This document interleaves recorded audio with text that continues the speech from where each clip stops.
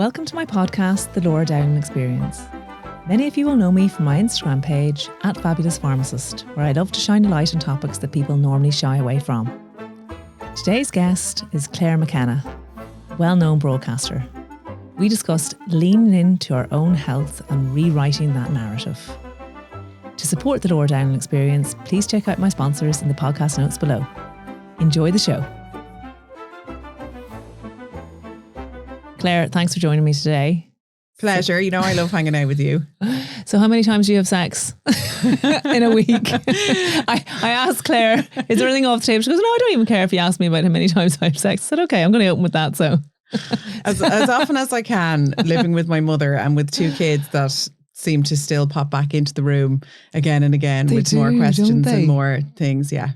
Yeah. And some of my confession boxes, I had like people in like interesting positions, and the kid barges into the bedroom, and you know the kids are old enough to know that what's going on is a little bit dodge. So yeah, it's better when they're innocent. I had a friend, and like if she sees this, I'm not going to say who it was, but she and her husband told their kid that they were doing a bush tucker trial. So people can borrow that if they want, because I just thought that was the best. Great idea. Oh my God, I know. So can you talk to me a little bit about what you're doing now at the minute? Because I find what you talk about on your radio show and your podcast really interesting. It's all about change, and it's all about change makers, and you're big into health, but from a different perspective that I suppose is coming from the higher power. Can we talk a little about that? I find it so interesting. Yeah, so I had been working in radio and television for years, and I had worked in spin, and I was always into kind of current affairs and lifestyle. That's kind of just the way it happened. And I did a talk show for 5 years, and then after I'd had my second child, I was on maternity leave, and the guy that I was presenting with, Jonathan McCrae, he had decided to go into science and technology. So he left as I was going on maternity leave. And then as I was starting to think about returning, I decided not to go back to that job. I'd done it for 5 years. I'd been 7 years with that station starting at the weekend. So I decided to move on to something else. So I freelanced for about 2 years. I was in Today FM, and a lot of it was behind the scenes. So I was working on a lot of the shows in a kind of more of a production or researcher role. And I loved that. I met loads of great people and I soaked it all up, but I knew essentially I wanted to be like the other side of the microphone. Yeah. So I jumped from that at a time where they offered me a full-time position. My gut said no. And then Ireland AM started calling again. I'd covered a maternity leave for them before, and they called. So I've kind of rolled from one thing to the other, but a lot of it was current affairs and lifestyle. But I've always loved radio, and I wanted to get back into radio. So I rang one of my old bosses and said, look, is there any cover going in News Talk? And he said, oh yeah, look, we'll consider you, but we're thinking of a health and wellness show. You know, Dr. Ciara Kelly had presented it for years. And then obviously she went into the Monday to Friday with Lunchtime Live, and now she's with Breakfast. And it had kind of lay dormant for a little while, and we're looking at bringing that back. What would you think to that? And people had often said to me, even Johnny that I mentioned going into science and technology, he'd be like, find your niche, you need your niche. And I was like, I want to do everything, anything. Yeah. And when health and wellness came to me, I was like, why didn't I think of that? Why was I not pitching a health and wellness program? Because I've always been really into it. Not always, but sort of from my 20s on, I've been really interested in what the latest fad is. Pretty much that's what I thought health was at the start. Okay. And even, you know, down to going to, you know, retreats or yoga. What's the latest thing? What are people doing? I was like, you know, drinking green tea, drinking nettle tea, like you name it. What are antioxidants? What's this? What's that? I was into it and getting involved in it in some way or another. So I always wanted to learn more and be better and do better. Would you do the ayahuasca? You know that? I don't think I can be so out of control as to be puking and pooing in a bucket in a room surrounded by other people. I don't know. Does that mean I'm too afraid to go deep? Because don't they say it's like 10 years of therapy in one night or whatever? You just break through all of this and find this. I don't have enough of a question either. I think a lot of people go in and they want some sort of answer or some sort of healing. That's not to say like, you know, I've reached perfection in my life or anything. It's constant learning, but I don't know. I think it depends where. I have listened to podcasts where people have done it in Mexico and they've pottered out to the beach and they've looked up at the stars. That is more attractive to me than a house in Tipperary. I know, yeah. And I don't know, I'd be afraid of what it would bring up as well. I don't feel I've had enough.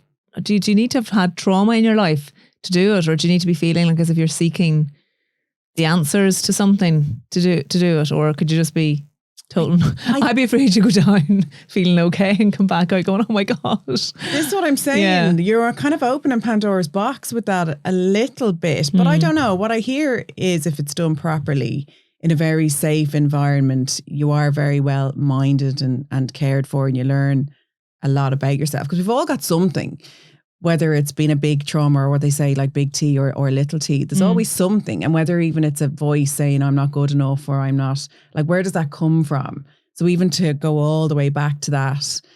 But, you know, I know there's people who have kind of made contact with a loved one who has died, with, you know, a baby that they've lost, or, you know, so I think it can go very deep. Very spiritual, isn't it? Yeah. I'm not there yet. I still have a bit of fear around something like that. Okay. So getting, you know, you've tried all the fads, as you say, or, you know, you've been interested in them. And what are your thoughts on the latest fad that comes along? You know, we're supposed to, whatever, keto diet, Atkins diet, all of these things. Do you think that they actually are just this marketing problem that we have, that we, you know, we're going to jump on the next bandwagon to lose the most weight that we can and be the healthiest that we can, and then we jump from one thing to the other? Do you think it should be all sustainable, healthy living, or? Yeah, I've completely changed how I view health, and it has sort of been in no small part due to my presenting the health and wellness show for 3 years. I'm really lucky. For 3 years, I have had 2 to 3 experts a week in front of me talking to me, and I kind of decide who's coming on.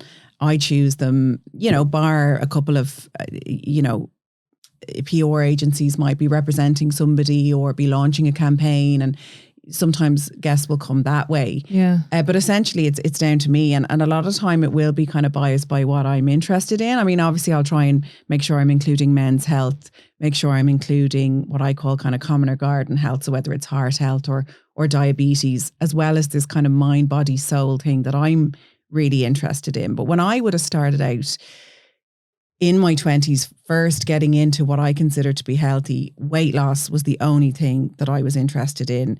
Being restrictive, cutting out food groups, cutting out certain bad foods, including only good foods.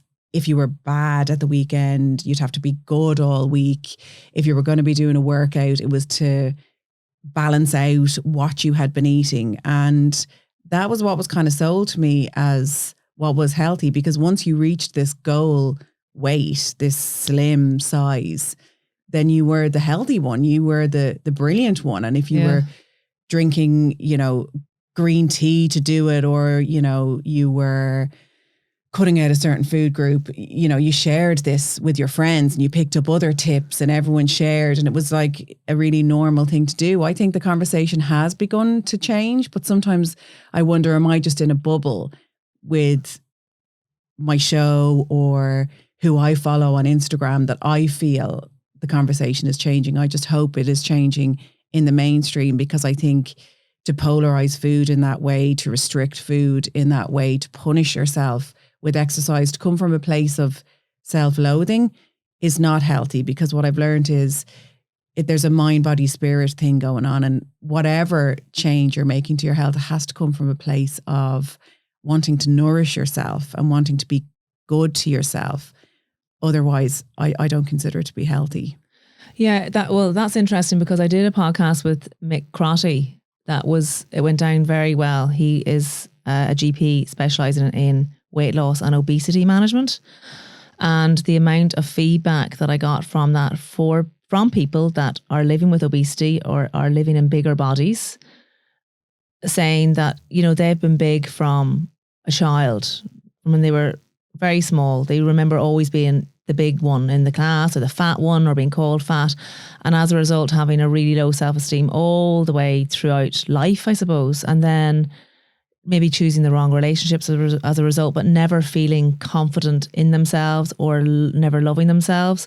And that podcast that I did with him was the first time that I ever heard a doctor and another healthcare professional speaking candidly about obesity and telling people that, you know, it's not your fault. It can be genetic. It's got there's a lot of things that go with it. It isn't necessarily eat less, move more. And that's where you're coming from too, about this whole thing about eat less, move more isn't the answer to everyone's health quandary. Sure, it's not. Yeah. And I listened to that interview, and, you know, to hear somebody speak with empathy in that way, I don't think we hear enough of that story. There's kind of a finger wagging and a blame involved in a lot of our health discussions. I mean, I interviewed a psychotherapist that works in the area of cancer services, and he says a lot of clients come to him who are going through various cancers who say, did I get this because I'm not processing my emotions correctly? And, you know, they're devastated that they've done life wrong. And I'm not, you know, just to take a step away from that example I gave, but I'm not saying that there aren't lifestyle changes that we can make that can be to the benefit of our health. Absolutely. Nobody is suggesting that. But I do think the blame and shame that goes with so much of how we talk about health, what you should be doing, what you shouldn't be doing, and the amount of overwhelm as to what health really is, paralyzes people into inaction. And I mean, the weight thing is obviously a really huge one, but I also don't think people are talking enough about the kind of middle lane people, and that's where I would have put myself. So I would have described myself as somebody who was really into health and wellness, and so would my friends. You know, I always carry a bottle of water with me. Like I said, I was, you know, drinking nettle tea because it's very good for X, Y, and Z, and I'd know all of these sort of things. But I didn't know what health was. I was throwing things into my shopping basket because it said paleo on the front, with no real understanding for what did paleo really mean. I'm like, yes, you're right, we're cavemen. And yet this was like a caramel slice paleo. You know, I don't think they had those in the cave. You know, it was just so overwhelming to me that I was completely lost as to what health and wellness was. So one of the guests that I had on who really had an impact on me, and it was so funny, he wasn't even supposed to come on. There was supposed to be somebody else who came on the show, but there was a scheduling mix up, and they said, look, we're really sorry, but we have this other guy who's also releasing a book. You know, would you have him on? And we said, yeah, absolutely. Thank you very much. So Daniel Davey came on, and he's a performance nutritionist, and he worked with Leinster Rugby and he worked with the GAA Dublin team. And he was talking about your weight or your muscle mass in relation to your longevity. And he was talking about food in relation to performance and energy, and not just for athletes, but for, you know, a busy mum or a college student. To be getting the best out of yourself, you want to be kind of fueling yourself correctly. And there was just something about the way he spoke, and it sparked something in me. And he was talking about the DEXA scan that people might have heard of. You kind of go to check your bone density, but it'll also tell you your lean muscle mass. So I got this idea into my head. I'm going to do this 6-month plan. I'm going to work with, I asked Daniel Davey, would he come on board? I had a host of other people helping me out. But if I'm really honest with myself, I am, I really wanted at the end of that 6 months to burst out with this like ripped body. I was going to say to be like really skinny. Yeah. Like still, even after everything he was saying to me, I was still like, why don't we do this? I recognized that I was lost. I recognized that I was overwhelmed. I recognized that I had possibly, you know, unhealthy behaviors going on in that, you know, I was yo-yoing, you know, I'd have a good week, a bad week. I knew there was just noise. I can't even put it into words. As in yo-yoing weight-wise, yo-yoing... Not even to extremes, but that one week would be brilliant and I'd be really into it. I'd be really into the gym and I'd be really, you know, cooking everything and doing everything, and then I'd fall off again. and I'd be beating myself up and then I'd be getting back onto it again. I recognized there was kind of a swinging or an inconsistency. And as I say, one minute I was paleo, the next day I was like, well, am I vegan? And then the next day I'm like, well, actually, do I want dairy? Do I need dairy? Like I just didn't. I think a lot of people are probably like that. And that's what I'm saying. I don't think people are talking enough about this. Yeah. And then feeling really good about yourself for being good, but then really, chastising yourself almost when you do fall off the wagon, so to speak. Yeah. And like I was tired of it. Yeah. Because it had been going on since I was 20, when I first kind of, like I was never into sports or anything at school. In fact, I was allergic to anything like that. I was even thinking on the way over here, if that was to come up, like my dad was mad into sports. So he found this, he moved to England when he was working as a young man, and he just found joining the local squash club was a great way to meet people. So he was constantly, shoving us like through that peg through that hole as kids. And he dropped me down to the local tennis club. I'd say bye, walk over to the supermarket across the road, buy a big bag of crisps, sit in the changing room. Can you imagine, rather than going out? Imagine being like that, I wouldn't bother just going and trying to hit a ball somewhere. I'd sit, eat the crisps, he'd come back and pick me up, and I don't know. And you pretend you played. And I'd say, great time, thanks a million, Dad. And then when I kind of got into the age of 20, I started going to college on the other side of the city to where I was working at night. And I used to put my bag of books on my back and walk for the hour. And I started to kind of trim down and slim down, and it became kind of addictive to me. Okay. And not in a necessarily a dangerous way. I've never had any kind of eating disorder or anything, but then I started going to the gym. Then I found I really enjoyed the gym. And then it was like a light bulb moment. I was like, I'm a solitary exerciser. Like the idea of tag rugby, that just would be hell to me. Whereas to be just competing with myself and then get that rush of endorphins and to see changes happen in my body and to feel stronger and feel fitter and feel better, that was a real kind of eye opener to me. But then, like I say, with the lack of knowledge and the lack of conversation, because I obviously grew up in a time where, we didn't have social media, and I'm so glad about that. There was no pressure. Like there was no fake tan, fake eyelashes. Nobody even got their eyebrows done. Have you seen a picture of yourself as a teen? Like I took out the album recently. It's so funny. I used to put sun in my hair. Do you remember that sun in? Oh, the lemon juice. We were told would do the best job. So my hair is, it's naturally kind of like, I suppose it's got darker over the years, but it was naturally very dark blonde / brown.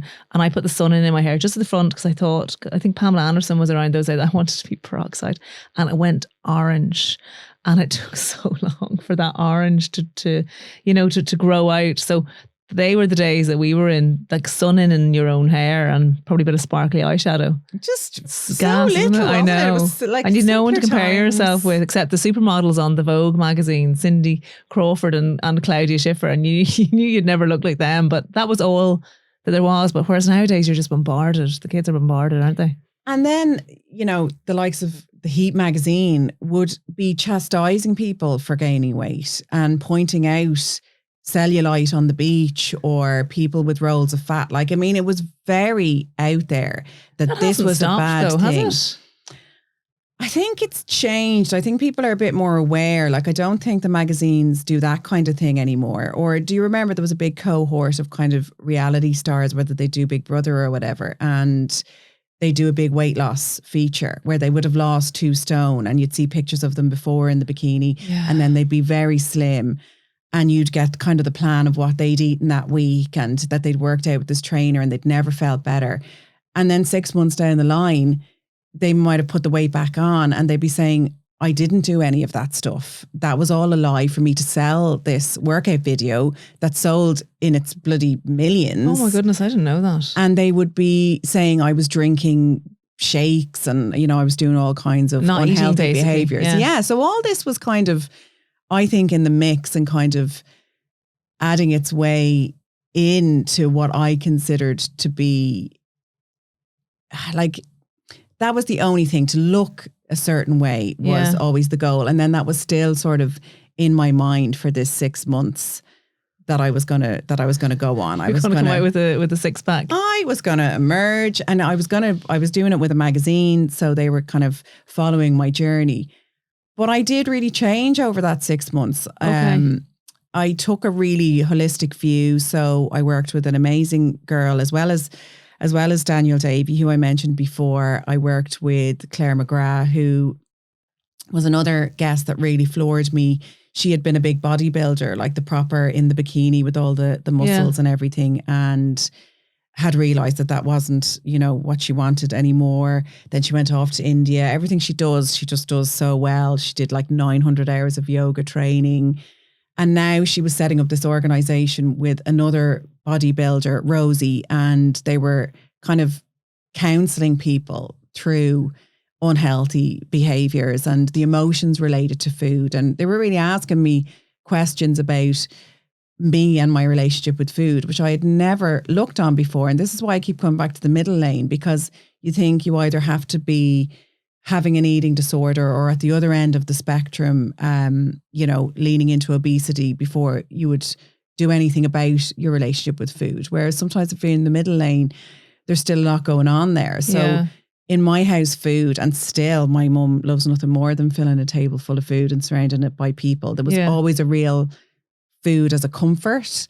And I love the feeling of being full. I love that Christmas Day feeling. I love that onto the couch. And they were like, well, why do you feel that way? And they were just really drilling down into things that I'd never really considered before. And that's only one other element. The other guy was Andy Ramage, and he has written a book all about the psychology of motivation and why we do what we do and human behavior and how we should always start small. And he was even talking about, if you're going to start meditating, you don't wake up on a Monday morning and sit in a mat for an hour meditating. You download the app and turn it on your phone, and then that's all you do.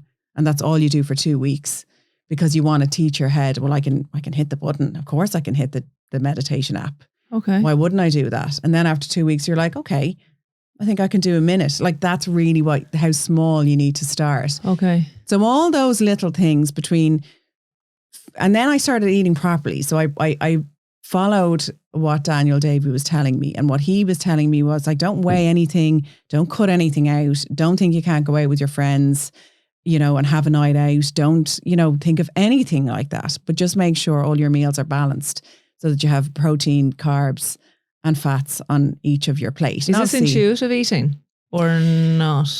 No, I don't think he would be. I mean, I'm sure he is. He's not officially, I'm an intuitive eating counsellor. Right. I mean, he very much works with athletes and people and would have tailor-made plans, I suppose. But his whole ethos is keep it simple and keep it easy. So all of his recipes are really easy. Okay. And he's just encouraging people to nourish themselves and focus on how the food makes them feel.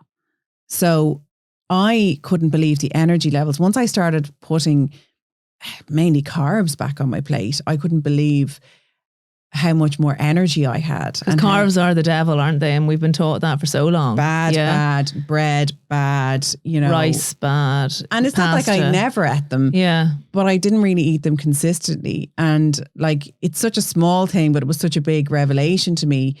There was one of the times, I was eating lunch on the go and I went into one of these salad places, and whatever I ordered ended up kind of being vegetables and leaves. By the time I got it out, I kind of forgot to add the protein part into it, and I forgot about the carb part and how important it was. I just said, yeah, I'll get that salad. And I was kind of congratulating myself, because that was the kind of mentality that I had. Eat less, move more. They're the messages. So eat less is a positive thing. So this would have been one of my kind of go-tos. And it was the next day I woke up like exhausted, and I kind of said that was that salad. And I had never really made these associations with my energy levels, with my mood, with my ability to work out, with my ability to recover. I thought that was for like an Olympian to think of, not a normal person. But we live such demanding lives, and I want so much out of my life. Why wouldn't I be doing that? So slowly but surely over the 6 months, I really came down to what true health is. And it is complex and everybody is different. The reasons we end up falling off the wagon or, coming off our path to health, it's many faceted. It's to do with, our privilege and where we're born. There can be socioeconomic reasons that can lead to it. There can be trauma. There can be genetics, like you mentioned. There can be a whole host of things. But essentially, I think if we change the message, it is really quite simple. Everybody's going to be different. There's not a one size fits all. What works for you might not work for me. And I don't think that is a message that we're necessarily being told. And what message do you think it is that we're being told? I still think it's out there that, if you've gained weight, that there's a laziness element in there and that you don't care about life. And I think it's great that we're talking about all different body shapes and health at every size, because I do think there's an element of truth in that. And I do think Mick Crotty spoke about people arriving to him and they are exercising regularly and they are eating really well. I think there's still a stereotype of this kind of couch potato and that somebody is just going to be sitting there eating takeaway and convenience food all the time. And it's just not true. Well, and there's the idea as well that people that are overweight, they've, let themselves go and are less productive than people that are slimmer, which is completely unfounded. But, he was also saying that, if you took a stereotypical person that's living in a bigger body or someone that would be considered to be obese, they're seen as gluttonous, they're seen as, they've no self-control, lazy, which is really, it's an awful way that we would automatically just look at someone and think that when you know nothing about them. And it then, like, on the flip side of that, just because somebody is slim, they're heralded as being healthy and in control. And you have no idea of some of the really unhealthy behaviours that might be leading somebody to look in that way. And I don't think we're talking about that either. No, well, that's true. But also the idea of health at every weight as well is a questionable idea as well, from the both ends of the scale, the really skinny and the people that are very overweight too. It isn't necessarily that you can be ultra healthy at any weight. Yeah. See, it's not healthy at every size. It's health at every size. Okay. And it's looking at it from a holistic point of view. It has to start with the mental health. Yeah. And it has to start with how you feel about yourself, not from the physical. And helping people to pick that apart and find what works for them. Because at the minute, all people are doing is getting all of that noise that I was getting and all of that confusion. And then they're also getting the finger wagging. Mm-hmm. I mean, even some of the messaging that comes from the government, about like kids and treats. And I just think it's very finger wagging. Yeah.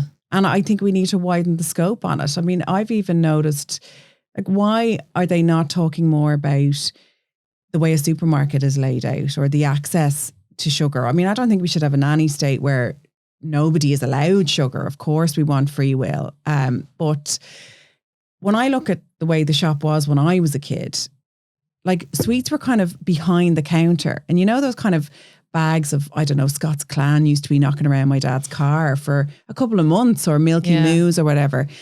That's what I would consider to be a share bag. That was kind of a bigger bag that was to be shared out among people.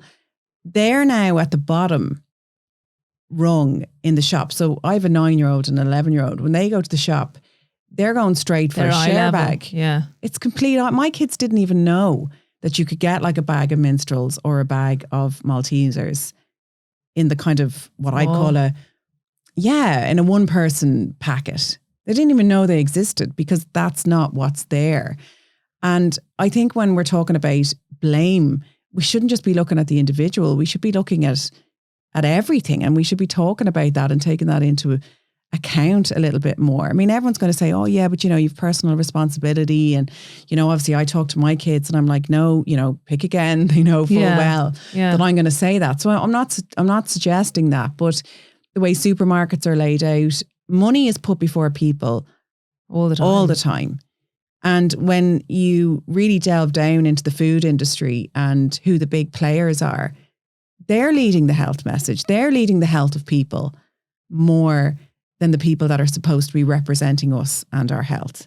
And they've such strong lobbying groups as well. They do these tests on food to find the bliss level of them. So people will eat and they'll do, they'll have receptors attached to their brain and they'll be able to see like how much sugar, salt, fat was in this product to make that person light up. The right side of their brain lights up when they're eating that, and they know exactly what to put in to find that bliss level to make that food as palatable and moreish as possible. And those studies go on, all the time, and they're it's not right. You don't get that kind of bliss level from eating an apple as you would from eating something that's highly processed but has all of that science to back it up as well. Yeah, and I just don't think that's being discussed enough or being looked at enough. And even with the research and the way we're researching, research is incredible, and there's a lot of amazing people unearthing amazing things all the time. So things should be evidence-based, but there can be a kind of a skew in the research, and it depends on what you go in looking for. Yeah. So is the research asking the right questions? Now, we are starting to look at that, and the research is showing that dieting behaviours and limiting behaviours are really bad for people's health and lead to all kinds of different outcomes. There's a huge study going on in America called EAT at the moment. There's not much in the Irish context, but even who's doing the research can really boggle your mind when you really go down into it. I remember seeing a lecture one time, and it was about one of the probiotic yogurt drinks, and the stats that they were throwing out about what this did for your body. And when it came down to it, it was the company itself who had commissioned this research and paid for this research. So I just think we need to widen the scope as to what we're talking about when we're talking about people's health, and take into account even things like the working week and how pushed people are at the moment. Everybody knows what the healthy habits are. Everybody knows fruit and veg, a wide variety of food, cooking from scratch where possible, avoiding processed foods, getting out to move your body. Like, people know this, drinking water, but people are living in a time where, two parents need to be working. You need a 2-person income to have a mortgage. Childcare costs are really high. People are living really demanding lives where it's not easy. And I just think Is Ireland particularly bad though for that as well? Because and the whole commute. And I know with COVID, people were allowed to work remotely more often, and they found that was much more beneficial. They weren't commuting as much. There was more time at home and that.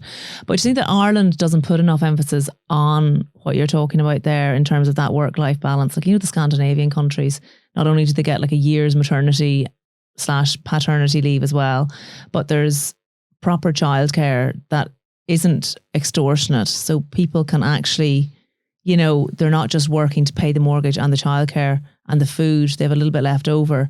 Like, in Ireland, do we have it arseways? I think we're starting to change.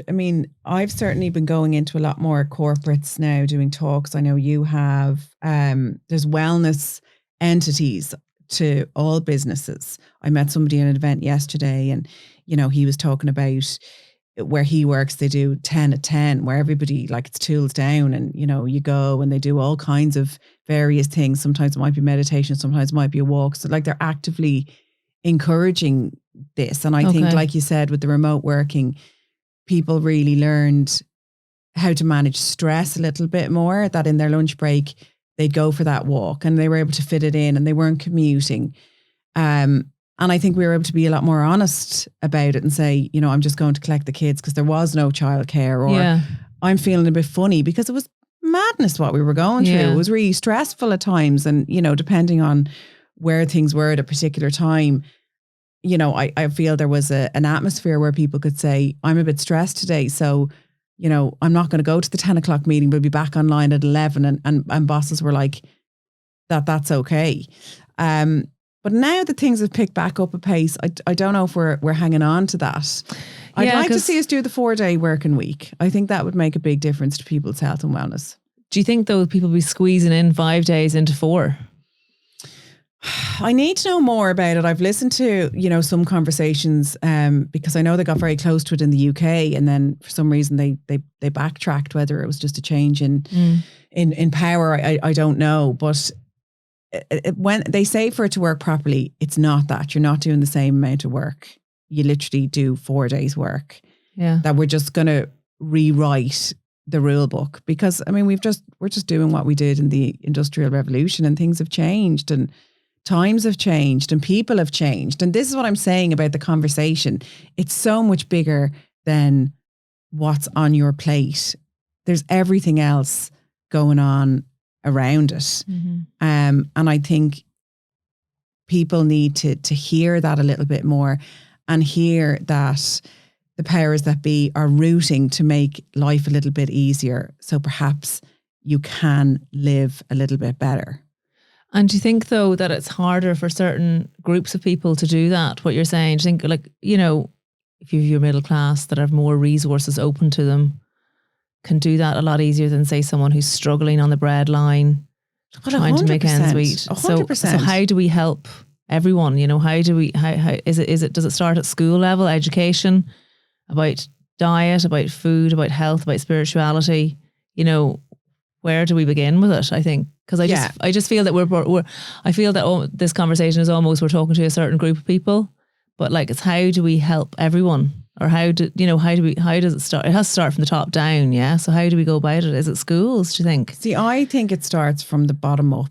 Okay, I really do, and Right. the more I learn about change, the more I think it does start with conversations like this, and people feel a bit better, and it starts to spread. And I think that's a really good element to social media, that we do have that communities can build and grow, and you can find out more about things a lot easier than we might have before. And I think that's what pushes for change. And I think the more people that say, no, we're sick of this, and we're sick of being made feel this way, and we're sick of being made feel guilty for, gaining weight or being unhealthy. There are other issues at play here, and we need that to change. People should be able to get access to therapy a lot easier. And that's just one of the examples where, yes, there's only a certain cohort of people. If you have money and you can go private and you can pay for a therapist, then you might get to work through those traumas, or you might get to understand yourself a little bit better, or you might get to fix a mental health issue that you have. yeah. But if you don't have that, you're like on a wait list. I mean, the wait lists at the minute are crazy. So that's only one example. I mean, obviously it's a huge and a complex issue, but that is my point. It's so much more complex than Yeah. eat less, move more. And that's what we have been sold. Yeah, no, it absolutely is. And but like what you said about you can afford, if you can afford to go to a trauma expert or for counselling, you can sort yourself out. But we're not sorting society out, because we're not helping the people that can't afford that. So it's so much more it's such a complex issue. And but I was like, where do you start? I had John Lonergan on a few weeks ago. He was the former governor of Mountjoy, and he was speaking about, the lower socioeconomic classes just not having access to, I suppose, the therapists, the healthcare, kids being underdiagnosed with ADHD or undiagnosed, therefore going on and making, one stupid decision after the other, and eventually ending up in Mountjoy because of that, because they maybe had a mental health disorder that wasn't, picked up upon at an early enough stage, or they just didn't get the access to care. But, to look after yourself is one thing, but to try and look after the whole society means that we're all doing better as a result. We're not, we don't have the youngsters in petty crime. We're not looking over our shoulder worrying about who's going to steal your handbag. Like it all feeds into yourself. But my thing is like, how the hell do we start it off? The help that people need. Yeah, and that's where I suppose there is the top-down side of things, because there's the education side of things and the messaging that we're giving young people. So from an early age, that we're talking about a holistic view of health. And I think that is beginning. And I think that's changing in households as well. Like I'd certainly not discuss, dieting or weight loss or weight gain in my house and in my kids' school. They go to Educate Together, and there is a very inclusive message. And, they have their weaving well-being, and they're talking about breath work and journaling and all of these different things that would never have been discussed before. So I think that is an area where I think change needs to continue. And I think we are at a really exciting time. And there's a lot of doom and gloom in the world at the minute. And, sometimes it's hard not to throw your hat at it and go, oh my God, is this whole world burning down? But actually, I like to think that I kind of go with the ethos that we're breaking down all the systems that weren't working previously to build up to a better world. Hopefully it's not too late.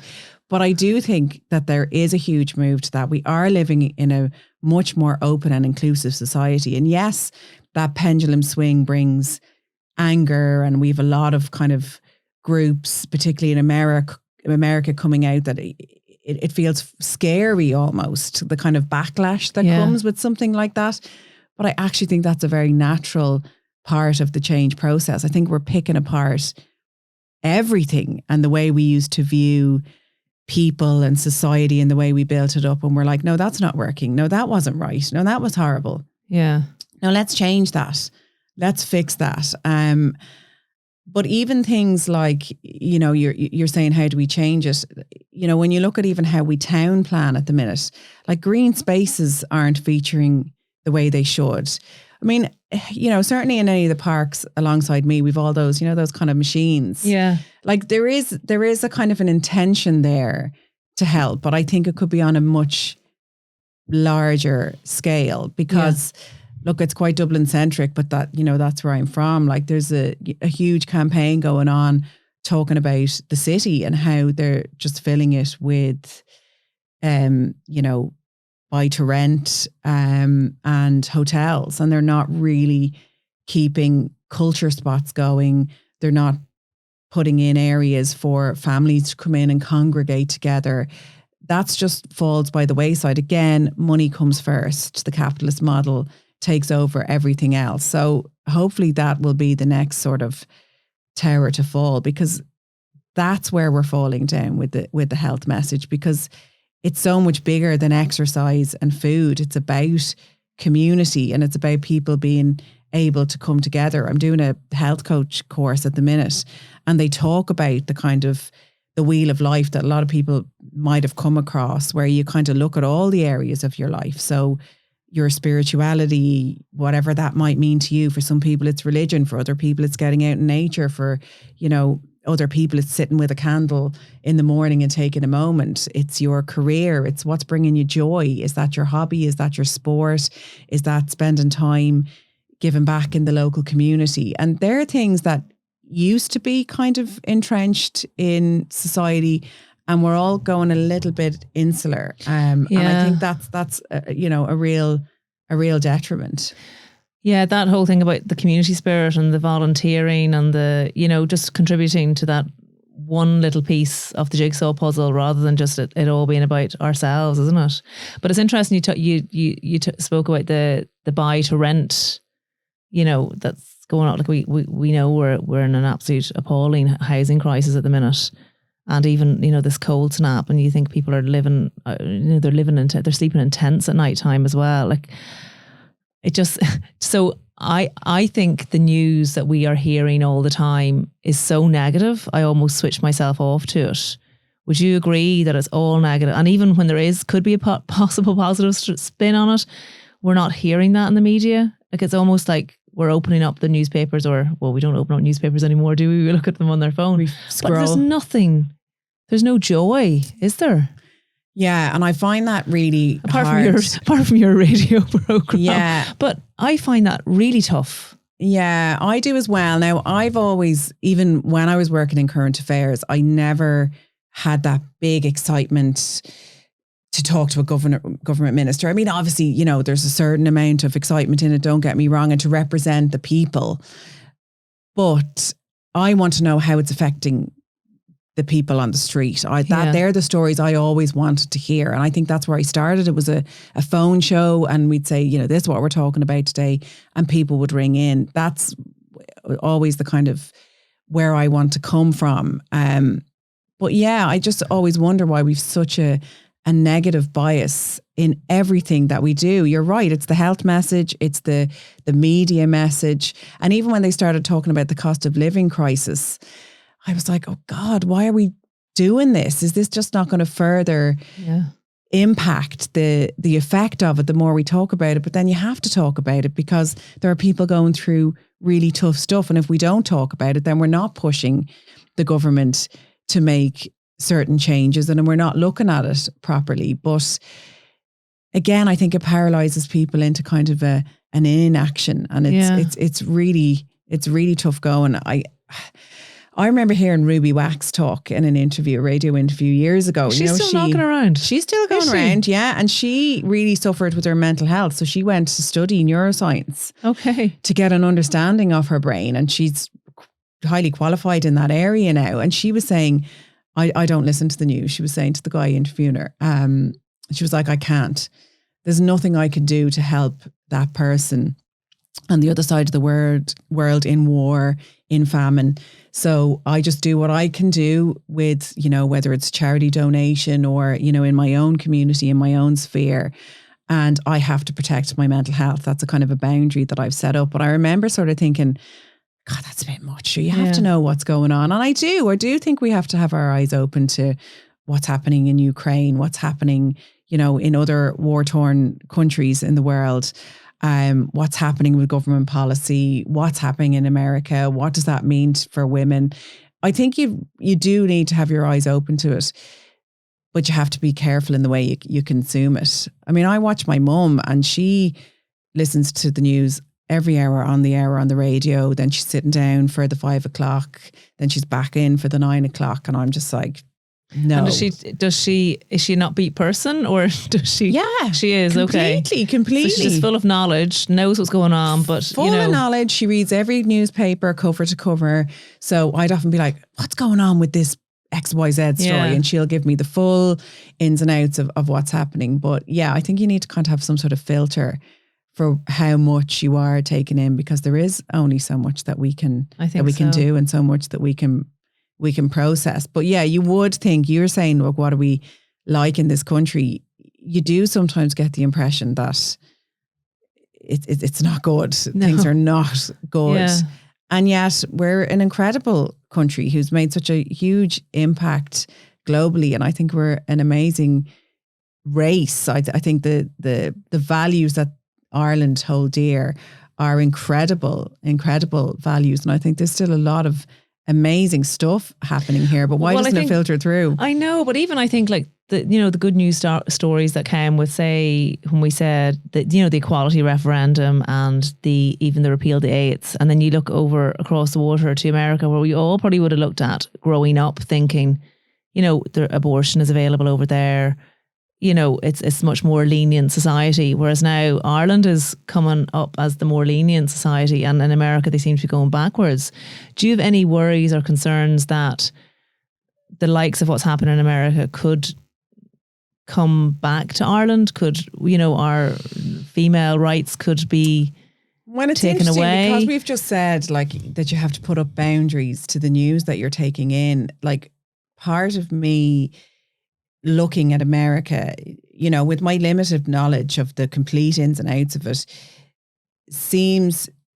there seems to have been a bit of sleepwalking that went on, that people took their eye off the ball a little bit, and they weren't being careful where they were getting their information from. There's a huge amount of misinformation going on. I mean, I remember when Obama was voted in, and in the lead up to his electoral campaign. And I think it was one of those, reeling back the years, of one of those programs was on the TV the other night. And I was like, God, when Obama came in, like everything seemed like it was just going to be fine, didn't it? Didn't the world just seem like such an exciting place, and so much positivity was going to come? And then so many mad things have happened since then, since the 8 years, like between, COVID and the war and whatever else. It just all seemed like everything was moving in more positive and everything was possible. And between climate change and everything just seems so like it's not going in the right direction. But I think in the lead up to that campaign, I was going to say, there was a reporter going around and he was asking people, who are you voting for? And they were like, Obama. And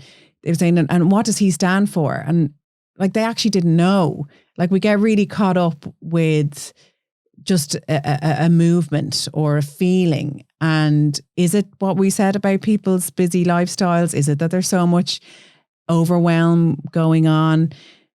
How much are people really making informed decisions? Because that's what we saw with what happened in elections after that people were just kind of, being influenced by what they were seeing on Facebook. Some people felt disillusioned and didn't vote and kind of had their eyes closed, and then everything changed. So on the one hand, you need to kind of have your boundaries up, but on the other, you need to be aware. And I think people need to realize that they do have a voice and they really can make a difference. And that's where I come back to the kind of grassroots side of things. Yeah. When we have a grassroots movement, when people come together in peaceful protest, it can have such a massive impact. There's been studies that have shown that if only 6% of the population get together in peaceful protest, it will make change at government level. And likewise, it's such a tiny number, isn't it? It's a really tiny number.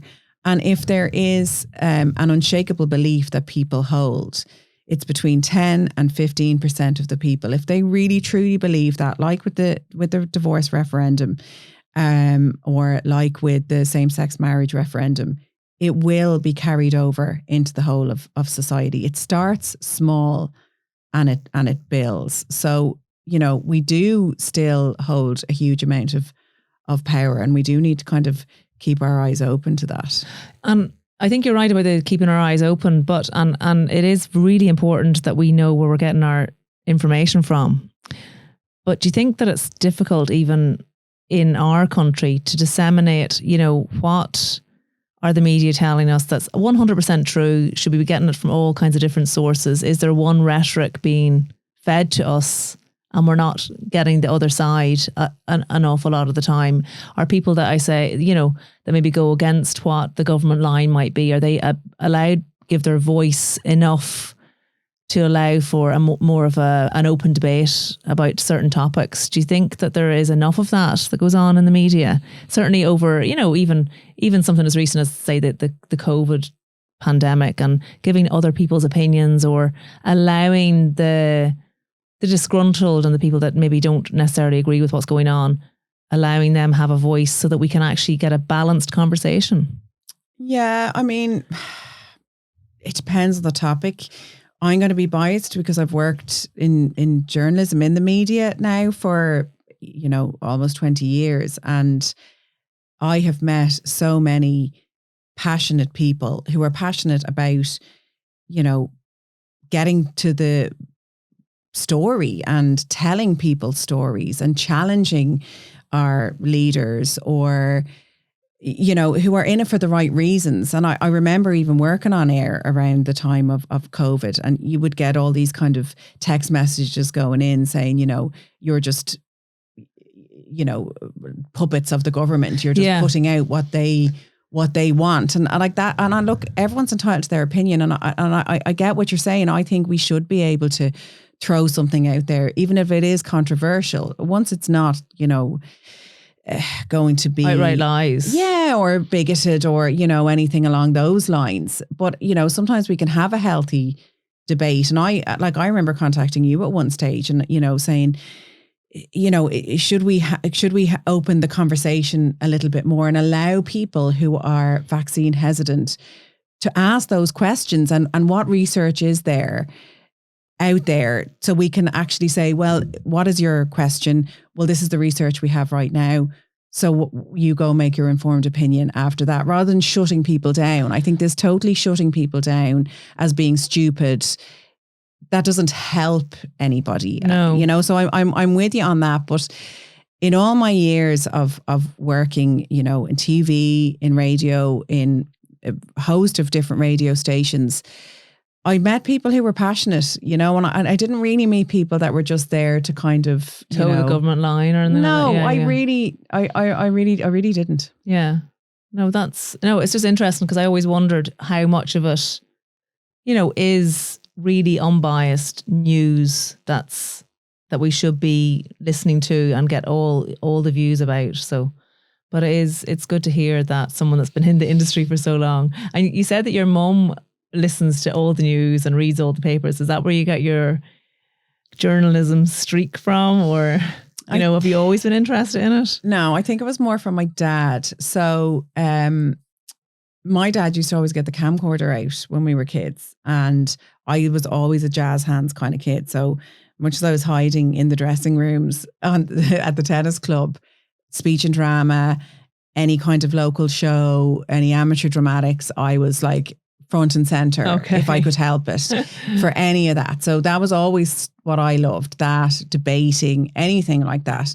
And at home, Dad would take the camcorder out and there'd be like various shows and performances. And every time we'd go on holiday, I'd be like, you know, here we are, we're on the beach in Cork and this is my mom and this is my this. So, would you? Yeah, yeah.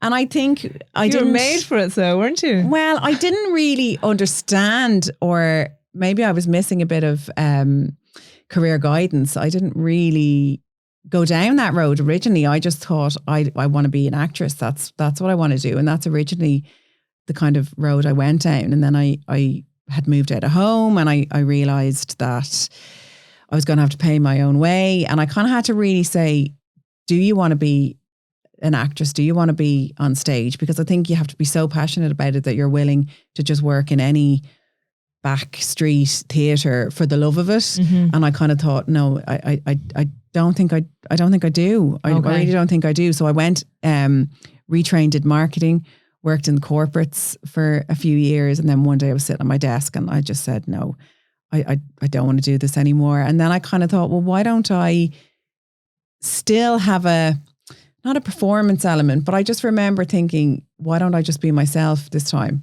Okay. Rather than being somebody else. And I think obviously I had a few more years under the belt, so I felt a bit more confident. And whenever there was a power cut in my house, my dad used to get out, you know, the big kind of ghetto blaster things we used to have, and press record, and we'd make radio shows. And I might be interviewing him or he might be interviewing me, and I'd be pretending to be somebody. We'd even do the ad breaks where we'd be pouring Coke bottles in and saying, you know, enjoy a refreshing bottle of Coca-Cola and do the whole thing. So I really kind of had a love of that. Okay. And I've always been a big kind of people person and love knowing people's stories and people's stuff. So that's where I got it from. I didn't really have that kind of news hound side of things. Okay. And I've always just kind of fumbled my way. I didn't really know. I just went back then and did my postgrad in journalism and started knocking on radio station doors and went into the newsroom because that's kind of a good place to start as an intern. And I was out doing vox pops on the street for free and coming back. And it's just gone from Is it a tough business to be in? I mean, it is and it is. And I don't know any better, but there isn't a kind of a direct route. If I had stayed in marketing, there would have been maybe a direct route for me to end up being a marketing manager at some point. You don't have a guaranteed you're going to start here and then eventually you're going to have your own show. That's not guaranteed. There's only a kind of a certain amount of slots. Yeah. And sometimes they're filled and sometimes they're filled for years and sometimes you don't fit the mold of what they're looking for a variety of reasons. Yeah. You know, be it you not their cup of tea, or they're looking for, you know, somebody who's not from Dublin, or they're looking for somebody with blonde hair, or you just don't know sometimes. And I don't know. Oh my God, does that still go on? They're looking for someone with blonde hair. I don't know. I don't know. Maybe not quite to that, but I've certainly missed out on gigs that, you know, they didn't want a Dublin voice. They wanted, you know, somebody from a different part of the country so that the whole country was getting represented, because a lot of the TV and radio stations are in Dublin. And like, I think that's kind of fair enough. Like I do. But I think, absolutely. You know, something you alluded to earlier about, you know, the media and the changing the conversation. There are other options now and there are other ways to broadcast yourself. And therefore there are other ways to find information. So there's the podcasting, Mm-hmm. which is our discussion here right now. There's social media. There's, YouTube channels. There's a whole different way that people are getting their opinions out there, for good and for bad. But there are other conversations being had. And I really celebrate the long form conversation, because then you can really get into something. And I have had loads of moments driving along in the car going, wow, I never really thought of it that way.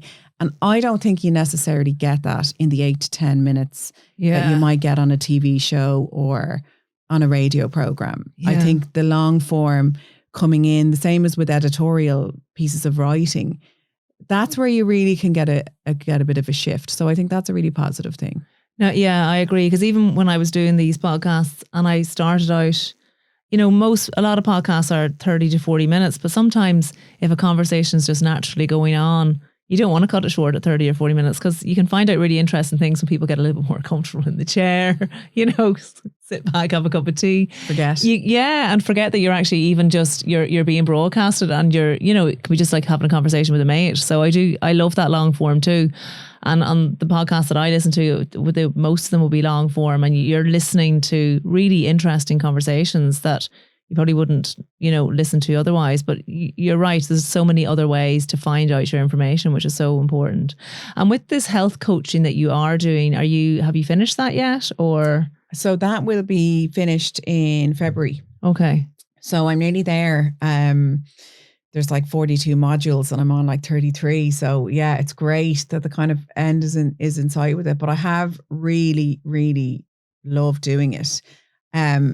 Because, like I said, the health and wellness thing kind of came to me, and I've really evolved as a person through it, because everything I learn, I can apply to my everyday life, which you weren't necessarily you don't get with every kind of topic. No. Everybody, has, because it's mind, body, soul, and everybody has all three of them in some form or another. And did you just do the course for yourself, or are you hoping to work with people after you do it? What is the end game with it? Is it all encompassing, or? I wanted to have a qualification to back up some of the things that I was saying. So Fair even enough. what I'm saying to you now about the health message or what I've learned, I was like, is that just my personal experience, or are there more people like that? And again, listening to different podcasts, following people online, you can see there is a whole cohort of people that are starting to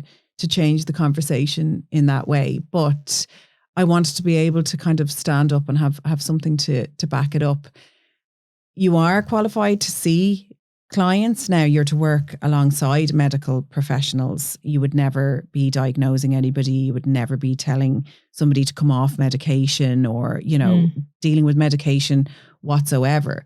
But what you are doing is, and it's quite big. It's actually an American organization that I've done it with, and it's quite big in America that now in a GPs, there will be a health coach, so that you'll go in with your symptoms.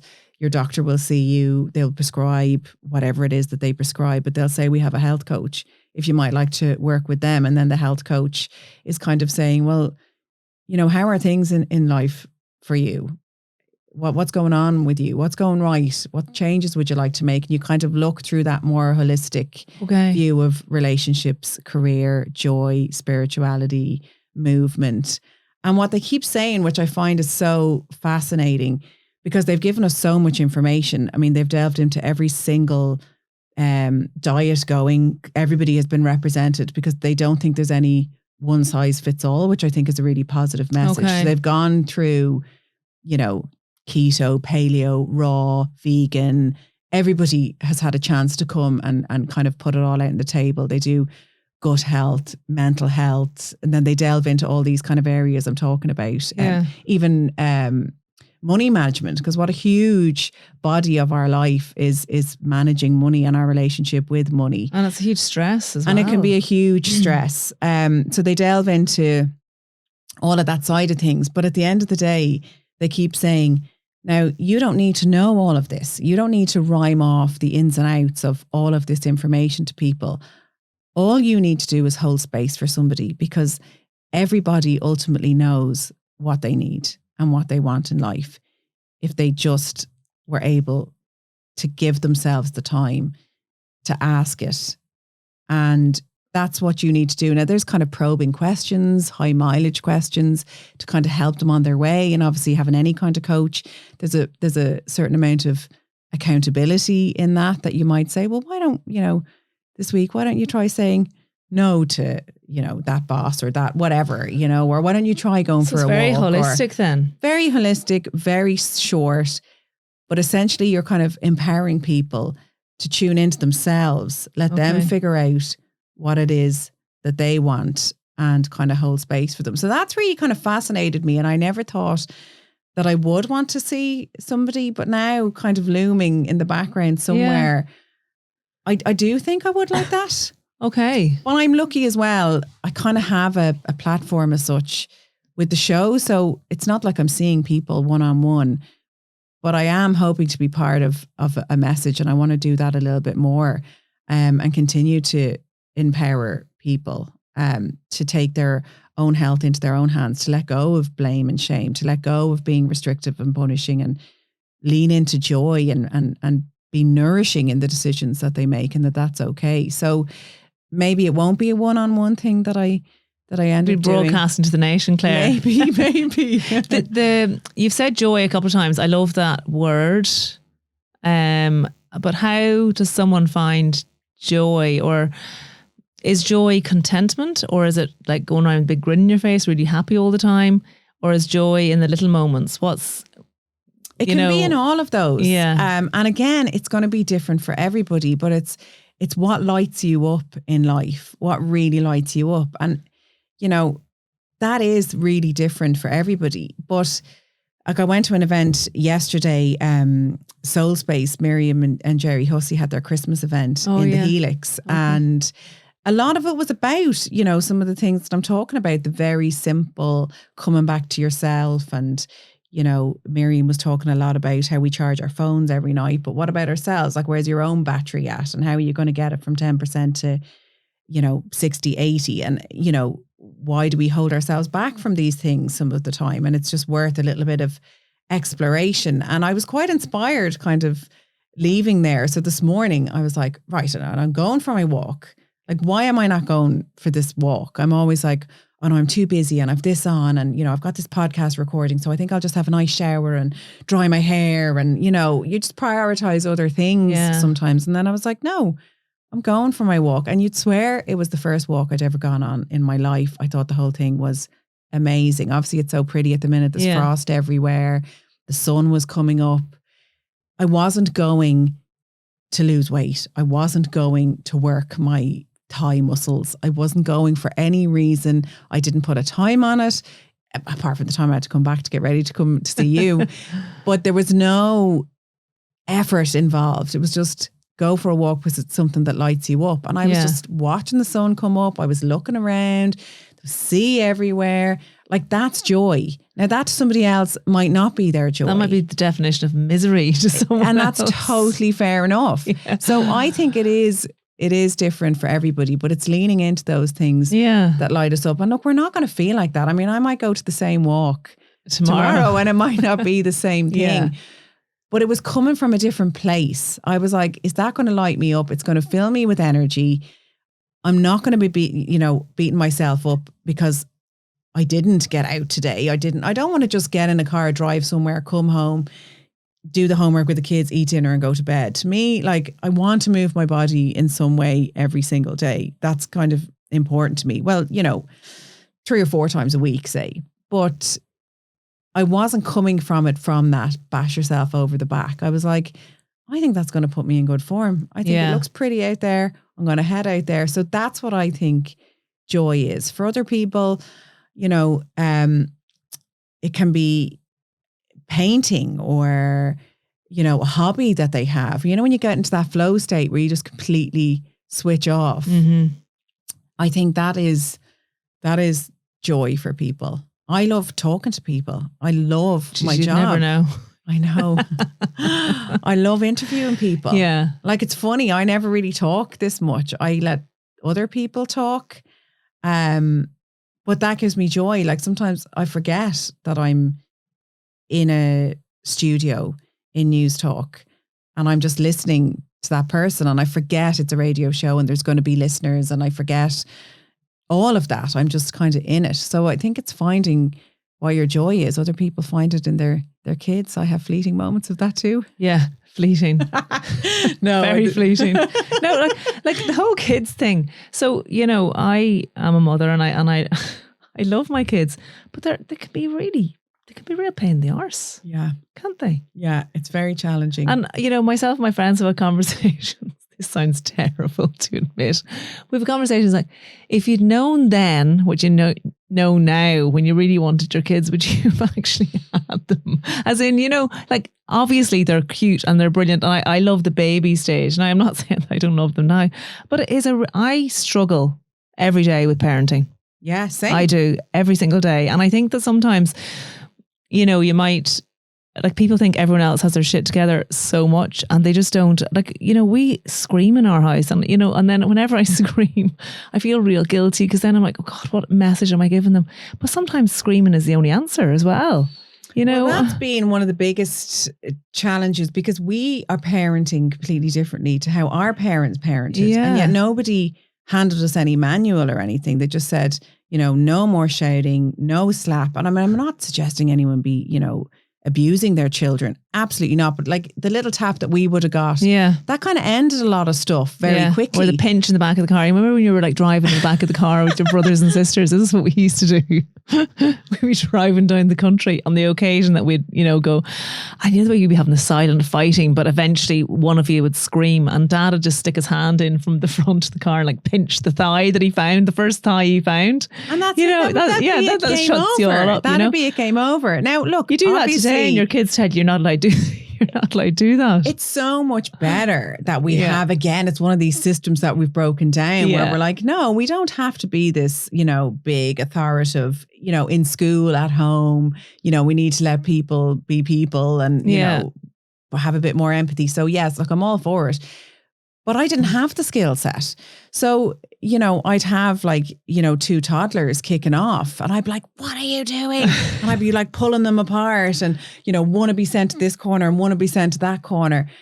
And I didn't really ever give them negotiation skills because that's not what I knew. You know, if they were fighting over a toy, the toy would be whipped away and I'd be like, that's it, stop that. Yeah. So it took me years to kind of work all that out and work on negotiating. But look, I don't know what's ahead for me. Mine are 9 and 11 and they're already like well able to kind of take me on.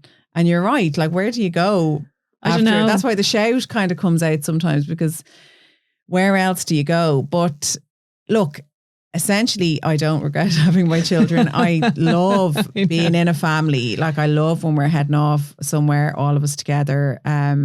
Like they're obviously my favorite people. And I think we're so lucky to have been able to have them and to be experiencing that. But I would have always thought before I had kids that I might, not in a patronizing way, feel sorry for people that didn't have them. Oh, yeah. You know, that they're not really experiencing life. That is not true. No. I'm not experiencing life because I have children. I know. That's the truth. And obviously, I'm setting aside the cohort of people who struggle with fertility. That's a whole different ball game. And that's a really tough hand to be dealt. And I've friends in the same situation. Like, I totally get that.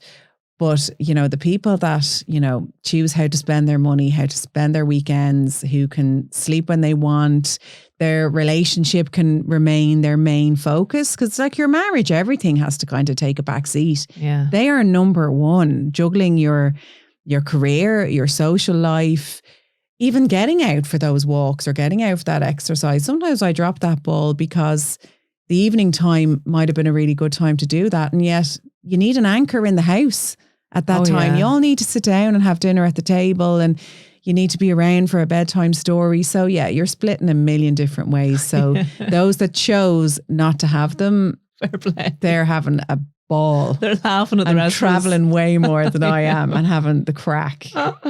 No, absolutely. I agree with you there. And I'm not for a minute saying I regret having them, but sometimes I'm like, God, I wonder what life would have been like. Do you know that it's an interesting topic. I don't think, I think it's important to be able to actually say, Jesus Christ, I struggle parenting. I actually look at my mum and I think she was a much better mother than I was, but maybe we all think that, I know that she puts a great emphasis on the way she was parented as well. She thinks her mother was the best thing. So, And did your mum work? yeah, mum was a midwife. So she worked throughout all our childhood, the whole way. So I think there was a time when I think the fourth child was born, so my youngest brother, and she didn't work in, maybe it was, she didn't do the nursing, but she sold makeup. She sold Jaffra from home. So it was kind of like Tupperware, but it was makeup. So she did that for years and, had built up a massive clientele of people, and they used to come for a show and shop at Christmas time to the house, and I'd be walking around with the mince pies. Mum would have made homemade mince pies. She was just an amazing woman, yeah. Like, always home baked, always cooked from scratch, like what we're saying. So like you said about the health in the house, so there was never weighing scales in my house. We were never talked about weight. We never talked about diet. It was always about healthy eating. And I think that's where I get my whole view on that side of things from, because that's the kind of environment that I was brought up in. So I think it is a challenge for people when you're brought up in an environment where weight was discussed or diet was discussed. That's, I've spoken to friends where, you were always talking about, well, Auntie Mary's put on a few pounds, or Auntie Mary be talking about going to the wedding and she has to lose a few pounds to get into the dress to go to the wedding. And young girls, especially, being brought up around that kind of message, it's not great for them and the way they view their own bodies and their own self-esteem too. But sure, that's an entire other podcast, isn't it? I mean, it wasn't really discussed in my house, but I think it was just kind of everywhere. So, yeah, there might have been comments, my mum might say about herself, or, and she'd still sort of say it now. But then recently her sister was over. My mum's from England, so her sister was over. And the two of them were kind of saying, who do you think put on more weight in COVID? Like, but laughing. And my daughter was there and she would have been 8 at the time. And she said, Granny, we don't talk about that. We don't say that. People come in all different shapes and sizes. Oh, fair play to her. And I was like, brill. And she was really instrumental in me, as well as everything I learned on that health journey and through the people I've spoken to and the kind of journey I've gone on. It's very important to me. They kind of raise their eyes, and I tell them to drink their smoothie in the morning, or, if they say they're full, I'd say, just eat the vegetables and go on. Yeah. They know, they're like, here she goes with their health coach thing. They're actually lines they say back to me. In my house, if I could go back, I don't think I'd talk about treats or, rewards for food, because that's a huge thing. It's kind of too late on that score. But I try not to limit things in a crazy restrictive way. Ultimately, what I want for both of my kids is that they have a healthy relationship with food and their body. And that's what I keep coming back to time and time again. So that doesn't mean they have complete free reign to eat what they want when they want, but I kind of give them a decent enough lunch going into school. I don't turn myself inside out or make anything that's Instagrammable. Some of those things that people do, like the 20 little different bits of food that they put into their lunchbox. Yeah, mine get a ham sandwich. And, all that. No. I get a ham sandwich and an apple. Yeah, no, same. And, or like cheese or whatever. I try and do a decent enough breakfast in the morning, try and throw a smoothie in there. I'm trying to focus on water, fruit and veg. We all sit down for dinner together. We all eat it together. But I don't have good food, bad food. I don't have big restrictions. I still keep that kind of food for the weekend, that if we were watching a movie, they'd go to the shop and get their few jellies or whatever. Yeah. And I know the intuitive eating suggestion for kids, because I've worked a lot. I hosted an event on that and I found it really fascinating.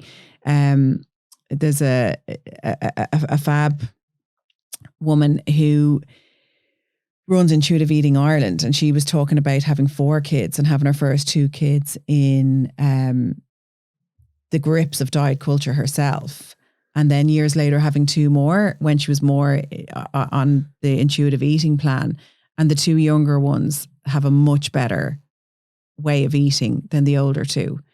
They'd kind of take or leave chocolate at times, or might choose the, in inverted commas, healthier option, because there was no issue around it. There was no rules. There was no... So I don't know. I'm not there. Yeah. But that's where I aim to be. That's lovely. Yeah, it's a lovely idea, isn't it? It's a lovely idea. Well, they say apparently that if you were to put kids in a room, and they've done studies, if you put them in a room for a week or 5 days or something, and you have an entire, all the types of food going, from vegetables to pulses to sweets to whatever, the kids will actually eat a balanced meal over that 5 to 7 days. They'll eat something of everything. They may eat the sweets one day, but they'll work their way down and they'll eventually eat all the vegetables. So, I tried to find that study recently. I was doing a report. I have a weekly slot on News Talk as well on the hard shoulder. And I was kind of talking about that intuitive eating and food rules around kids. And I had heard that, and I couldn't find it, but maybe it just wasn't Googleable. Maybe it's an urban myth. This is what I'm saying. Yeah. I don't really know, but I certainly had my own scientific experiment with my son. So when he was born, I was all like, no sugar, no this, no that. I was pureeing everything, cooking everything from scratch, everything. I was militant in all of this. And for his first birthday, it was like a brown bread basically that I fashioned into the shape of a one.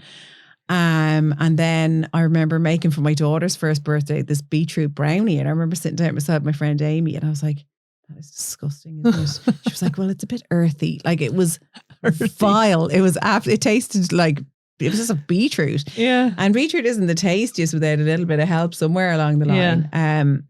And then the minute both my kids taste an actual brownie, like, their faces It also lives. They just, like, their faces lit up. Yeah. Like, so that's where you just have to surrender to it a little bit. You're fighting a losing battle. It's not like you're trying to pretend that minced beetroot and brown bread is nicer than a brownie. So it's a hard one. I think it's a really hard place to navigate. But essentially, I just keep coming back to that line: a healthy relationship with food and your body. Yeah. That's all I want. Yeah, I definitely would have been a lot stricter with the kids years ago, but now I'm a lot more relaxed. And I think that as a result, then they don't make pigs of themselves, as in, they'll eat the treats that are there, but they won't necessarily scoff the whole box if they find it, which is what they would have done before, because they would have hidden it. So I think and maybe that's because they're that bit older too. I don't know what part it is to play, but I'm more relaxed, and I think everyone in the house is more relaxed as a result. And you have 3 boys, and I have a boy and a girl, and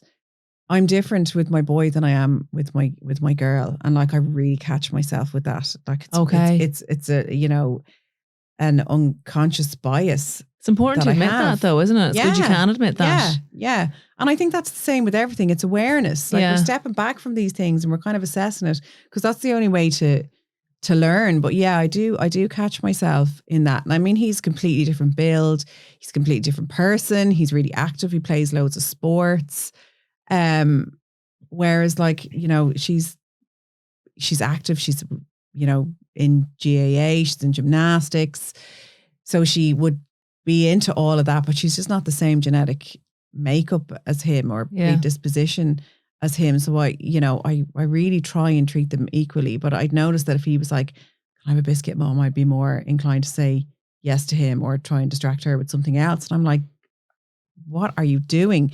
But yeah, you just have to kind of catch yourself a little bit sometimes. No, absolutely. Claire, that was a lovely conversation. I always ask my podcast guests 2 questions at the end of the podcast. So the first one is, what advice would you give young people today? And the second one is, what is the meaning of life? So my advice to young people, like, based on everything I've said, is don't waste your time comparing yourself to others. Don't have any changes you make to yourself come from a place of self-loathing. There's so much out there, particularly now with social media, that you can just trawl through, making yourself feel so bad about yourself with everyone else living this perfect life without really knowing what's behind any of those pictures. So don't waste that time. Spend that time on yourself, because everybody's different, and just tune into yourself and what you need and what you want, and don't let stuff like that hold you back. That would be my advice. And I really think the meaning of life is to learn, is to just be constantly learning and evolving. Like, I kind of think that's why we're here. I mean, ultimately, you'd hope that it's to kind of give back and serve in some way. But I think if we're just constantly evolving and learning, like I'm saying, making mistakes all over the place with decisions I've made about myself, my own life, my kids, but you catch yourself and you learn. And I always love Oprah's line, when you know better, you do better. So yeah, it's being open to learn and evolve and to change. And not being afraid to get into trouble. I love getting into trouble. I always did. We're kindred spirits. On that note, Claire, it's been an absolute pleasure having you. Thanks a million for asking me.